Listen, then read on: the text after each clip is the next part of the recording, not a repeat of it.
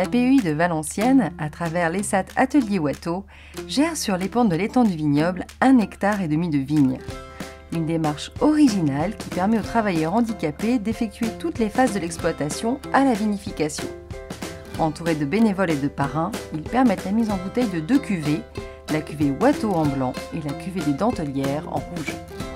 L'histoire de la vigne remonte à l'époque gallo-romaine, avec l'invasion, mais elle a été reprise en fait en 1998 par la ville de Valenciennes qui souhaitait réimplanter un projet sur le territoire du vignoble, puisque l'espace ici s'appelait déjà le Vignium avant même qu'on ait replanté la vigne.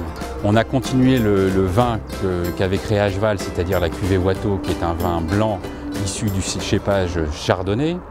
Et en 2004, ils ont planté le pinot noir, donc une parcelle de pinot noir qu'on a juste derrière là, nous, où ils souhaitaient faire effectivement un vin rouge. Donc on a fait le premier vin rouge, je dirais depuis la nuit des temps, dans le nord de la France, avec la cuvée des Dentelières, la cuvée de 2010. Donc quand on a repris la vigne au départ, on a été conseillé par quelques personnes, œnologues, etc., du territoire, qui connaissaient bien la problématique du vin. Et notre souhait n'était pas simplement de reprendre une vigne et dire on fait du vin, c'était surtout de faire en sorte que ce vin, qui était déjà de qualité, d'améliorer et d'en faire un vin qui soit proche d'un vin d'un bon Bourgogne, ou voire d'un très bon Bourgogne. Donc en fait, on s'est rapproché d'un certain nombre de vignerons, donc un vigneron de la commune de Verdelais, qui a une exploitation Château Charot. On a un maître de chai de Bourgogne, Éric Delabroise, qui travaille donc chez Louis Mac, qui travaille un certain nombre de grands vins, voire de premiers crus et de grands crus. Et donc des viticulteurs aussi de Champagne, puisque la proximité de la région a aussi une importance dans la qualité du vin, puisqu'on ne travaille pas de la même façon le vin dans le Bordelais que dans nos régions un peu plus froides. Au départ, ça m'a amusé, puis maintenant, on se prend un petit peu au jeu. Moi, je trouve ça drôlement bien, quoi. Puis travailler avec des gens comme ça, là, il y a plein de gens qui viennent voir, qui posent des questions, qui s'intéressent. Et c'est important de partager un petit peu sa passion. Là, on est en train de tailler les vignes pour avoir plus de raisins l'année prochaine. Alors là, on est en train de faire de la taille bio.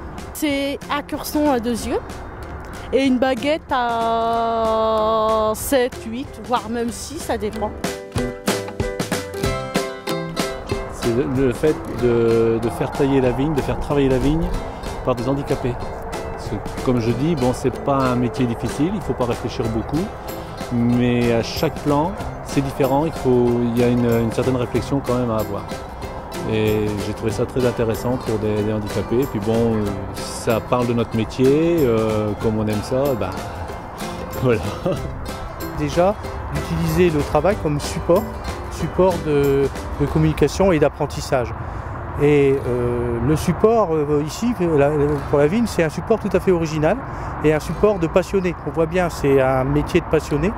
Et donc du coup, c'est extrêmement enrichissant, extrêmement valorisant pour les travailleurs. Là, je viens ici tous les ans, à peu près, à différents moments. Et à chaque fois, il y a du rayonnement, il y a des apprentissages qui se font sur des gestes professionnels qui ne sont pas évidents pour la population accueillie dans les ZAT Watteau. Je vous propose de goûter le vin 2011. Donc vous voyez un peu la couleur du vin, on est vraiment sur une pureté de couleur. Vous verrez au nez, vous allez mettre au nez, mais vous avez un vin vraiment avec du nez.